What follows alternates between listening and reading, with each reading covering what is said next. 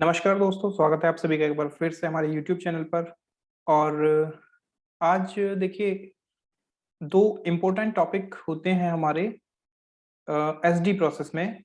उसमें से फर्स्ट होता है क्रेडिट मेमो और डेबिट मेमो। ये दो टॉपिक्स होते हैं हमारे जो इम्पोर्टेंट होते हैं और मोस्टली सभी जगह पे, मतलब कोई भी प्रोसेस आप करेंगे एसडी से रिलेटेड, आप कोई भी प्रोजेक्ट करेंगे या कोई भी कंपनी होगी तो उसमें ये दोनों यूज भी होते हैं। तो ऐसा नहीं है कि प्रोसेस मतलब कुछ स्पेसिफिक इंडस्ट्रीज में यूज होता है, तो ये प्रोसेस हमारे हर जगह पे यूज होते हैं, credit memo and debit memo. Okay, तो फर्स्ट हम देखते हैं credit memo. Point two point रखते हैं चीजों को। अगर डेफिनेशन की बात करें तो credit memo is used to deduct the amount from customers outstanding, okay, without receiving the goods from customer. अब इसका क्या मतलब है कि कस्टमर का जो अमाउंट है, आउटस्टैंडिंग अमाउंट, सपोज हमने कस्टमर को लास्ट मंथ में 20,000 रुपए का मटेरियल बेचा, राइट। अब इसमें से एक इनवॉइस जनरेट हो गया गलती से, जो कि 11,000 रुपए का जनरेट हो गया, और होना कितना था वो, 10,000 रुपए का। ओके, अब इस केस में कस्टमर से हम गुड्स तो वापस नहीं लेंगे क्योंकि इनवॉइस इनकरेक्ट जनरेट हुआ था, रॉन्ग वैल्यू इनवॉइस में हमने मेंशन कर दिया था एंड यूजर ने। तो इस केस में हम क्या करेंगे, जो कस्टमर का आउटस्टैंडिंग 20,000 रुपीज है उसमें से माइनस हमें 1,000 रुपए करना है। तो इस केस में हम क्रेडिट मेमो रिक्वेस्ट रेज करेंगे और कस्टमर जो आउटस्टैंडिंग है 20,000, उसमें से डिडक्ट हो जाएगा 1,000 रुपीज और ये रह जाएगा 19,000 आउटस्टैंडिंग अमाउंट। ओके, तो क्रेडिट मेमो रिक्वेस्ट हम जब भी रेज करते हैं, एक अकाउंटिंग एंट्री जनरेट होती है जो कि मैंने यहाँ पे मेंशन की हुई है, जिसमें रेवेन्यू अकाउंट डेबिट होता है। क्योंकि हमारा जो, जब हम सेल करते हैं तो एंट्री होती है रेवेन्यू अकाउंट क्रेडिट और customer account debit, right. Customer account से डेबिट होकर अमाउंट यहाँ पे क्रेडिट हो जाता है। लेकिन जब हम कस्टमर के आउटस्टैंडिंग में से कम कर रहे हैं वैल्यू को, तो जो हमारा रेवेन्यू जनरेट हुआ है, 1,000 एक्स्ट्रा जनरेट हो गया, उसको हम हटा रहे हैं और कस्टमर के आउटस्टैंडिंग में से कम कर रहे हैं, राइट। तो ये इस केस में क्या एंट्री रहेगी, रेवेन्यू अकाउंट हमारा डेबिट होगा और कस्टमर अकाउंट हमारा क्रेडिट होगा।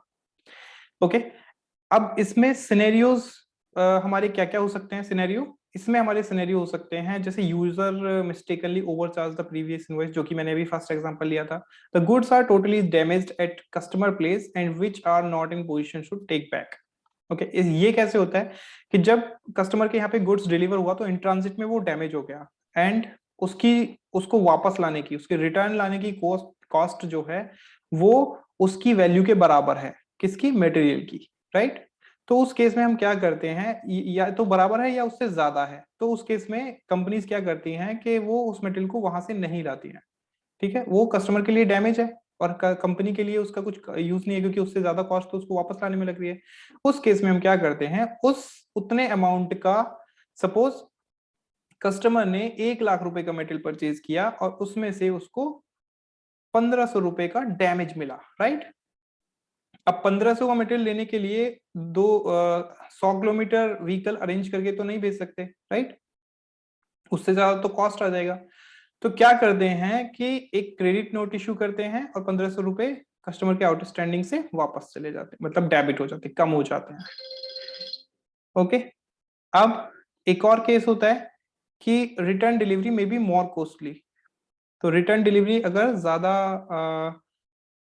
जैसे कि मैंने बताया कि रिटर्न, उसको डैमेज को रिटर्न वापस लाने में ज्यादा मतलब अमाउंट लग रहा है, तो उस केस में भी हम क्या करते हैं, क्रेडिट मेमो रिक्वेस्ट रेज करते हैं। ओके, नेक्स्ट है secondary promotional activity. Secondary promotional activity मतलब कि हमको जो, हमने एक प्रमोट करने के लिए एक जो प्रोडक्ट है वो साथ में भेज दिया, लेकिन कस्टमर कह रहा है कि नहीं नहीं, अगर आपने प्रमोट करने के लिए भेजा तो इसको, इसका चार्जेस क्यों लगाया है। तो उस केस में भी फिर हम कस्टमर के अकाउंट से डेबिट कर देते हैं, उसको डिडक्ट कर देते हैं, सॉरी, अमाउंट को। प्रोसेस फ्लो सेम होता है जैसे रिटर्न का होता है, इनवॉइस के रेफरेंस से क्रेडिट मेमो रिक्वेस्ट रेज करते हैं। डॉक्यूमेंट टाइप सीआर होता है इसका। ओके, और इसके बाद क्रेडिट मेमो इनवॉइस, इसमें कोई भी डिलीवरी, ठीक है, पीजीआई या पीजीआर नहीं होता। क्यों? क्योंकि इसमें without receiving the goods from customer. Okay, directly हम क्यों करते हैं इसको? अकाउंटिंग एंट्री जनरेट करने के लिए, राइट? कैसे क्रिएट करेंगे?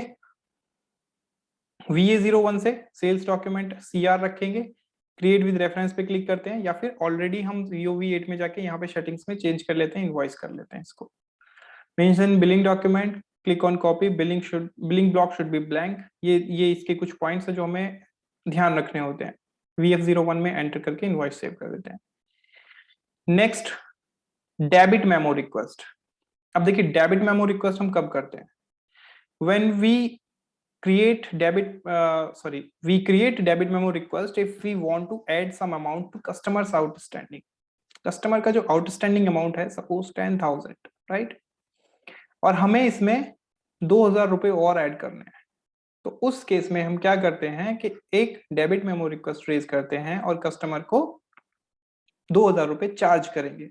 तो जो कस्टमर का आउटस्टैंडिंग अमाउंट होगा वो कितना हो जाएगा? 12,000, 12,000 रुपए।